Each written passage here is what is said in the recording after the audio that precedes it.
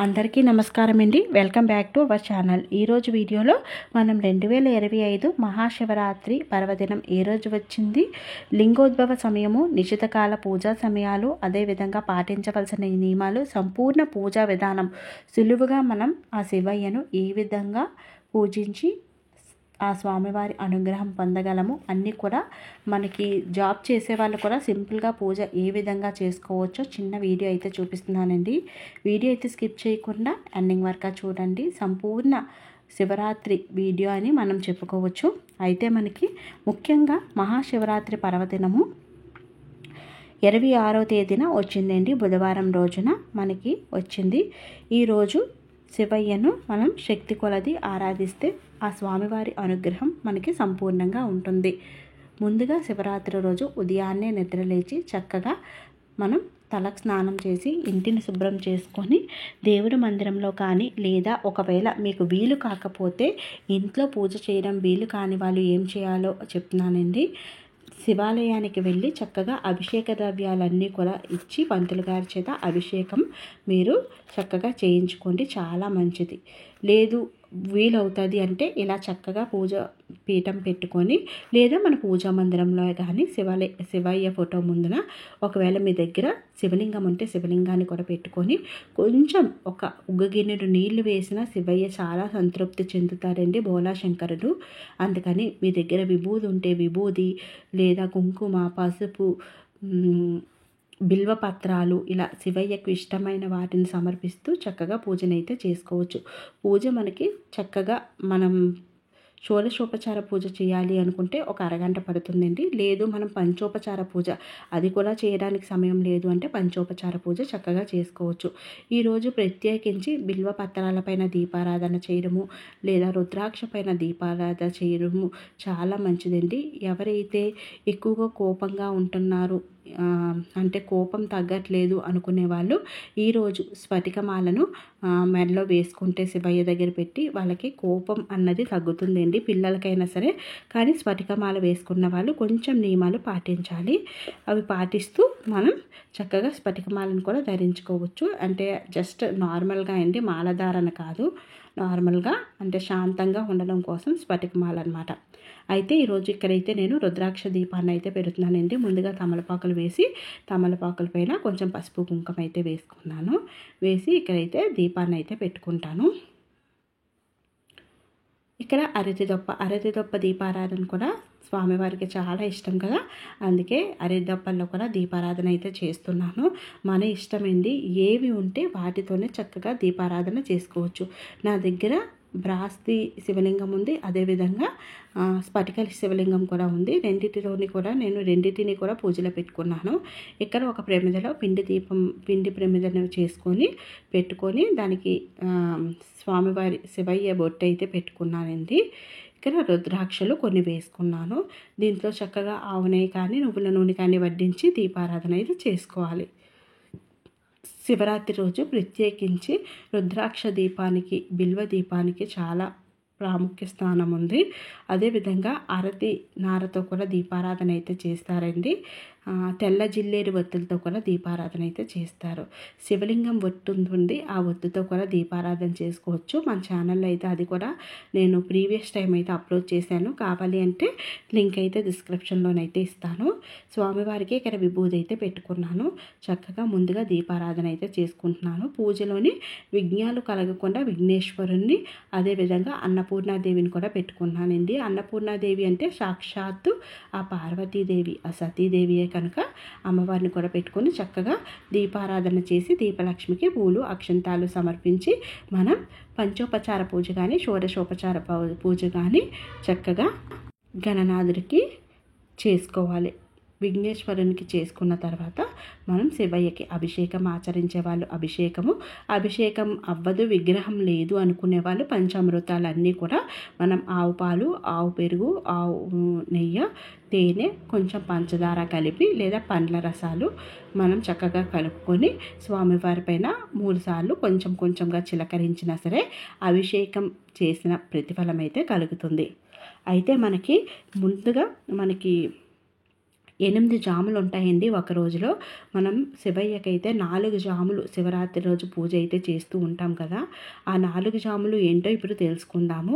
మొదటి జాము వచ్చేసరికి 26 ఫిబ్రవరి 2025 బుధవారం కదండి మనం శివరాత్రి జరుపుకుంటాము. ఆ సాయంత్రం 6 గంటల నుండి మనకి మొదటి జాము మొదలవుతుందన్నమాట. రాత్రి 9 గంటల వరకు ఉంటుంది. రెండో జాము వచ్చేసరికి రాత్రి 9 గంటల నుంచి అర్ధరాత్రి 12-13 వరకు ఉంటుంది. అంటే కొంచెం నిమిషాలు తేడా చెప్తున్నానండి. నార్మల్గా అయితే ఇలా ఉంటుందన్నమాట. తర్వాత మూడో జాము వచ్చేసరికి అర్ధరాత్రి 12 గంటల నుంచి మనకి 3 గంటల వరకు మూడో జాము ఉంటుంది. 3 గంటల నుండి మనకి ఉదయం 6 గంటల వరకు నాలుగో జాము ఉంటుంది. మనకి శివయ్య లింగోద్భవ సమయం ఈరోజే మనకి లింగం రూపంలో స్వామివారి దర్శనం ఇచ్చారు అంటారు. అందుకని నిశ్చితకాల పూజా సమయం కూడా అంటారనమాట. ఇది అర్ధరాత్రి 12 గంటలకు మనం చేసుకోవాలి. అప్పుడు అభిషేకం చేసినా, స్వామివారికి బిల్వర్చన చేసినా, లేదా మనం ఏమి చేసినా సరే చాలా మంచిదండి. మనకి ఈ పూజ అంతటికన్నా స్వామివారికి అది చాలా మంచిది మనం చేస్తే. ఇక్కడైతే నా దగ్గర శంఖం ఉందండి. శంఖంలో నీళ్లు వేసి స్వామివారికి అభిషేకం అయితే చేస్తున్నాను. ఇక్కడ అభిషేకం చేసేటప్పుడు కూడా స్వామివారి నామస్మరణ ఓం నమః శివాయ, ఓం నమః శివాయ అనుకుంటూ చేసుకోవాలి. నన్ను ఒకరైతే అడిగారండి, మనం అభిషేకం చేస్తూ ఏం నామాన్ని జపించాలి అని. అభిషేకమే కాదు, మనం పూజలో కూర్చున్నాము అంటే మనం ఏ దేవతనైతే పూజిస్తున్నామో, ఆరాధిస్తున్నామో ఆ దేవుని యొక్క నామస్మరణ చేసినా సరిపోతుందండి. అష్టోత్తరాలు మనకి ఏవి శ్లోకాలు ఏవి రాకపోయినా జస్ట్ ఆ నామస్మరణ చేసినా సరే మనకి చాలా మంచిది. ఇక్కడ నాకైతే కొన్ని తెల్ల జిల్లేడు పుష్పాలు అయితే లభించాయి. స్వామివారికి చక్కగా పాలతో అభిషేకం చేశాను. తర్వాత తెల్ల జిల్లేడు పుష్పాలు సమర్పిస్తున్నాను అన్నమాట. బిల్వపత్రాలు కూడా ఉన్నాయండి. బిల్వపత్రాలు కూడా స్వామివారికి అయితే సమర్పించాను కదా. బిల్వపత్రం ఒకటి పెట్టి అప్పుడు అభిషేకాన్ని అయితే నిర్వహించాను. ఇలా చక్కగా ధూపాన్ని, దీపాన్ని అన్నీ కూడా స్వామివారికి మనస్ఫూర్తిగా నమస్కరించుకోండి. లేదు ఇవన్నీ కుదరదు అంటే ఇప్పుడు నేను చూపించిన విధంగా సింపుల్గా పూజ చేసుకోండి. 2 దీపాలు వెలిగించి లేదా పిండి దీపం వెలిగించి చక్కగా పూజ చేసుకోండి. ఇక్కడ బిల్వపత్రాలు అయితే స్వామివారి నామస్మరణతో ఇలా నేను స్వామివారిది బొట్టు అయితే పెట్టానండి. అడ్డనామాలు పెట్టి స్వామివారికి ఒక్కొక్కటిగా సమర్పిస్తున్నాను. విభూతితో పెట్టుకున్నాను. ఇలా పెట్టుకోవాలి. పూజ అయిన తర్వాత ఇవన్నీ కూడా మనం నీటిలో అయితే కలిపేయాలి. రుద్రాక్షలు మళ్ళీ మనం వాడుకోవచ్చు. పిండి దీపాన్ని గోమాతకు పెట్టుకోవచ్చు. అయితే మనకి నిశ్చితకాల పూజా సమయం అంటాం కదండి, లింగోద్భవ సమయము. అది కరెక్ట్గా అయితే మనకి 26 ఫిబ్రవరి 2025 బుధవారం రాత్రి 11:49 నుండి అర్ధరాత్రి 12:37 వరకు ఉంటుందండి.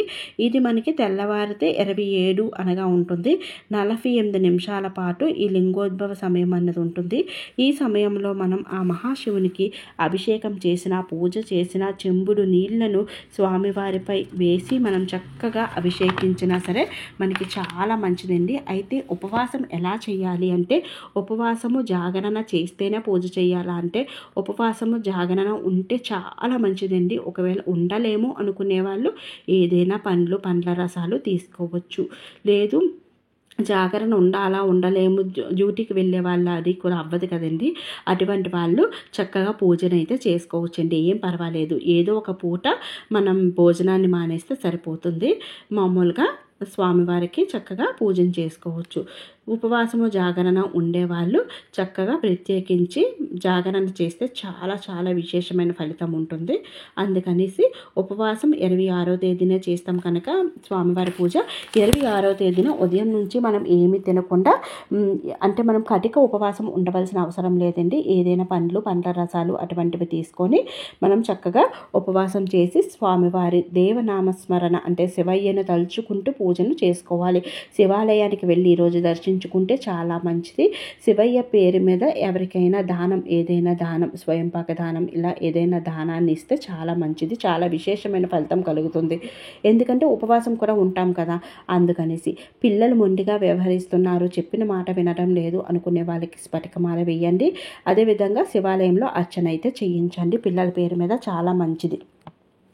మనకి 26వ తేదీనే మనకి జాగరణ కూడా ఆ రోజు రాత్రి మనం జాగరణ చేసి మరుసటి రోజు మనం యథావిధిగా అంటే లక్షవారం గురువారం రోజు ఉదయం శివయ్యను పూజ ఇవన్నీ నిర్మాల్యాలు అవి తీసి శివయ్యను పూజ చేసుకొని చక్కగా ఏదైనా నదికి కానీ ఎక్కడికైనా వెళ్ళి చక్కగా స్నానం ఆచరిస్తే చాలా మంచిదండి. ఎందుకంటే ఉపవాసం ఉన్నారు, జాగరణ చేసిన వాళ్ళు అప్పుడు మళ్ళీ శివాలయానికి వెళ్ళి దర్శించుకోవాలి. ఈ విధంగా శివరాత్రి పూజనైతే చేసుకోవాలి.